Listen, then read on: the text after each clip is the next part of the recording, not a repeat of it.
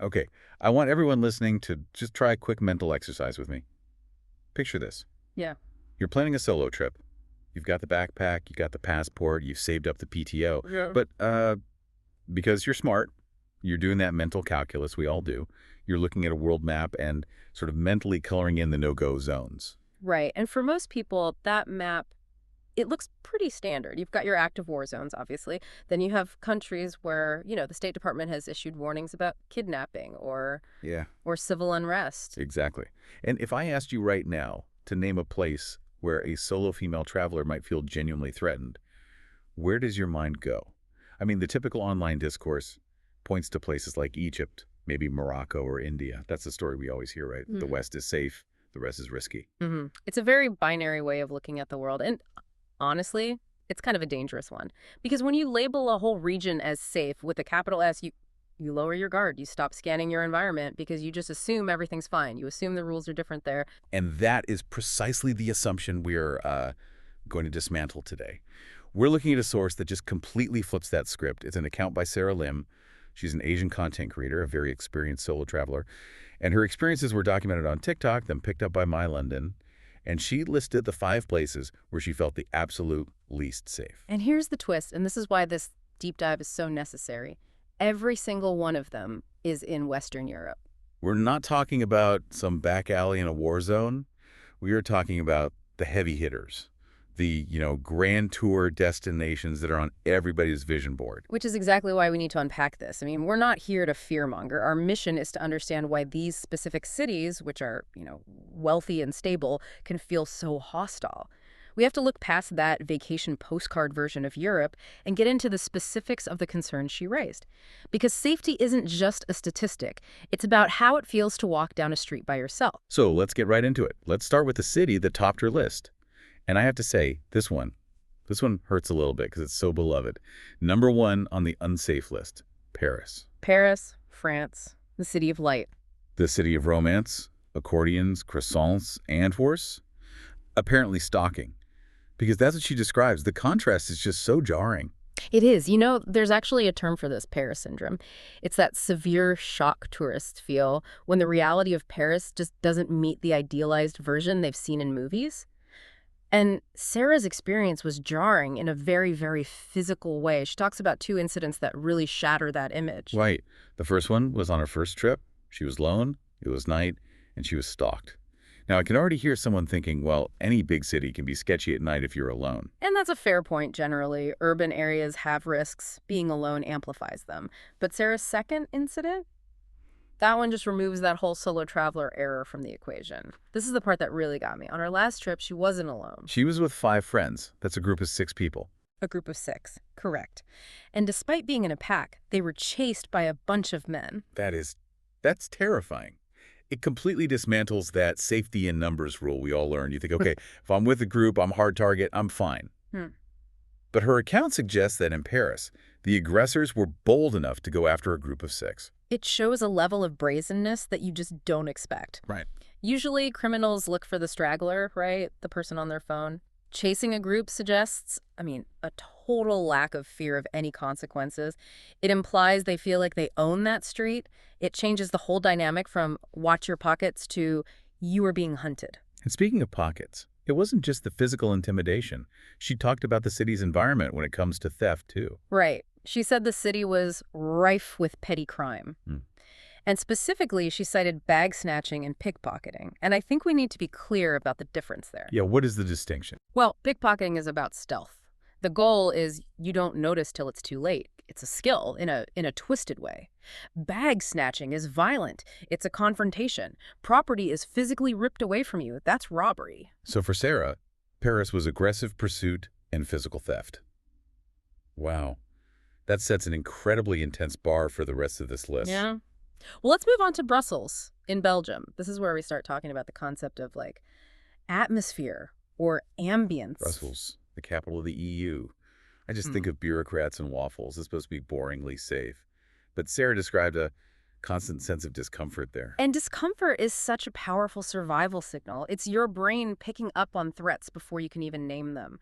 But she was pretty specific about what triggered that feeling. She noted groups of men lingering around the city center at night. Lingering. That is such a specific and kind of unsettling word. It's not people waiting for a ride. Exactly. In urban safety, we talk about purposeful versus non-purposeful presence.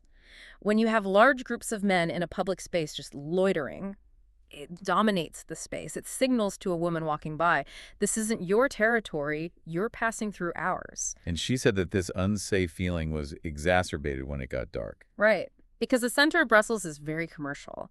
When the shops and offices close, all that normal foot traffic disappears.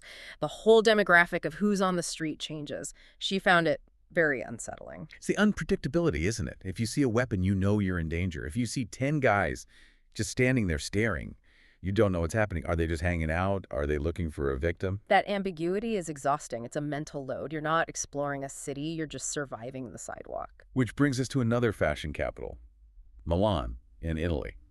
I think of Milan and I think high fashion, the Duomo, people looking incredibly chic. And unfortunately, scammers. Sarah notes her bad experience in Milan started pretty much the second she arrived. She says she was almost scammed upon arrival. That's a terrible way to start a trip. It immediately puts your guard up. You just stop trusting anyone who comes up to you. Totally. But her experience went deeper. It connects back to that intimidation we saw in Brussels, but in a really surprising location. She makes this observation about residential areas. Right. Usually you're told to get out of the tourist traps and go where people live. It's supposed to be safer. But she found the opposite. She said walking near residential areas at night felt quite unsafe. Why would that be? Well, in a lot of European cities, residential at night can just mean desolate. Darker streets, fewer police, fewer open shops you can duck into. It's quiet, but not a peaceful quiet. And the action she had to take, this is what really stood out to me, was she felt she had to call male friends to specifically escort her and her friend back home. Wow. Okay, let's just pause on that. In a major Western European city, she felt she needed a male escort to get home safe. It says so much. It implies that her presence alone or with another woman was seen as vulnerable. It's a survival strategy that feels like it belongs in a different century. It really does. It highlights the gendered nature of all this. By bringing a man into the situation, she changes the optics for any potential aggressor. She becomes sort of protected property in a predator's eyes. It's effective, but it is deeply frustrating that it's necessary. Okay, so we've got aggressive stalking in Paris, intimidation in Brussels and Milan. Now let's talk about the mental game. Because the next two cities, Barcelona and Rome, they seem to be all about the threat of theft and the toll it takes. Barcelona, Spain. Beautiful city, incredible architecture, food, the beach. But Sarah's experience there was defined by what I'd call the mental tax of vigilance. She actually makes a distinction, right? She says she didn't have major problems herself in Barcelona. But that doesn't mean she felt safe. She was living in a constant state of worry. She said she had to stay vigilant the whole time because of pickpockets. And that just ruins the whole experience, doesn't it? Wow. You can't look up at the gaudy architecture because you're looking down at your purse. It creates a barrier. You see every person who bumps into you, not as a local, but as a potential thief. And her fear wasn't just paranoia. She talks about the rumor mill. Right, from fellow Erasmus students. So these are people living there, not just tourists. Exactly. They know the city's underbelly. And they were sharing stories of much more violent crimes, specifically stabbing and mugging cases. Stabbings. Okay, that escalates things way beyond just losing a wallet. Even if it didn't happen to her, hearing those stories from your peers, it puts you on high alert. It validates the fear. It tells you the danger is real, you just got lucky. That is a very stressful way to live. And then we have the final city on the list. Rome, Italy. The eternal city. And Sarah's reasoning here is interesting because she links the danger directly to its popularity. She called it the most touristic. Yeah. And because of that, she observed that scammers operate in the open. In the open. That phrase really strikes me. It implies a total lack of shame or policing. It's not happening in some dark alley. It's right there in front of the monuments. She lists pickpockets and snatch thieves. And she makes a point to say that she's not the only one complaining about it. Yeah, she mentions that many other travelers have criticized the problem there. It suggests this has become systemic. When you have that many tourists, millions of people funneled past the Trevi Fountain, it creates chaos. It's a rich hunting ground for predators. It sounds like a factory line of crime. in a way. Yeah. And for a solo traveler, it's so alienating. You're trying to have this big historical moment at the Colosseum, and you're surrounded by people who just see you as a walking wallet. So we've gone through Paris, Brussels, Milan, Barcelona, and Rome. When you look at this list as a whole, what's the pattern? What's the bigger picture here? The common thread is, it's pretty striking. These are all wealthy Western European cities. They're places that, on a global map of danger, usually get a green light. And yet, her experience highlights this persistent undercurrent of two things: theft and gender-based intimidation. It's the combination of those two that seems so brutal for a solo female traveler's peace of mind. You're worried about your bag and you're worried about your body. Exactly. And we have to talk about her specific perspective. She's an Asian female solo traveler. All right, how does that factor in? Would a tall American guy have the same list? Almost certainly not. Identity massively impacts safety.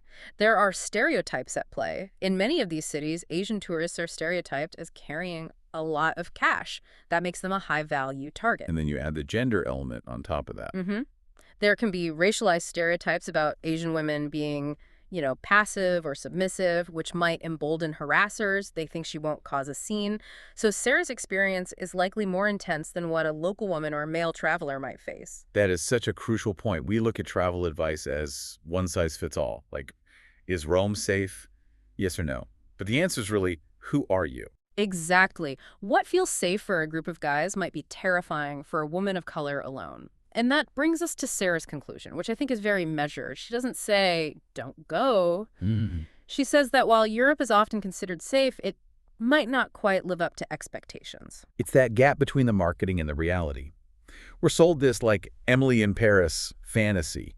Yeah. We forgive these cities because, oh, it's Europe, it's high culture. They sanitize them, we give them a pass, but if you stripped away the Eiffel Tower and the Colosseum and just looked at the raw data stalking, group harassment, rampant theft, needing male escorts, you might classify that city very differently. This is a really sobering thought.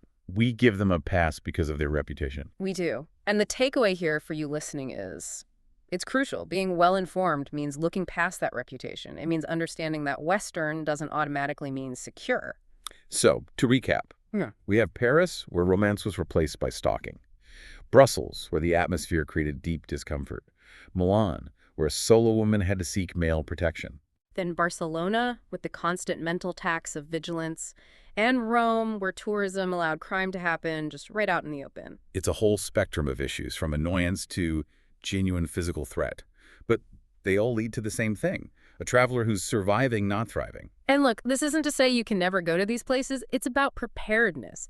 If you know Milan has a scam problem at the train station, you walk in with your guard up. If you know Paris has issues with aggressive groups, maybe you take a taxi. Exactly. It's about stripping away the postcard filter and seeing the city as it is. It's being smart, not paranoid. And all of this, I think, it raises a really provocative question for us to leave you with. It's a bit of a challenge to how we view the world. Up for it. We rely so heavily on these global indexes, the ones that color countries green for safe and red for danger. But if the top destinations in the so-called safest region of the world require a woman to get a male escort to walk home, or to look over her shoulder constantly for thieves, do we need to fundamentally redefine what we classify as a safe country? That's a huge question. Is safety just the absence of war? Or is safety the freedom to walk down a street alone without fear? I think Sarah's list gives us a pretty clear sign that we might need to update our definitions. I think so too. Something to chew on before you book your next flight. Thanks for exploring the reality behind the postcard with us today. Stay safe out there.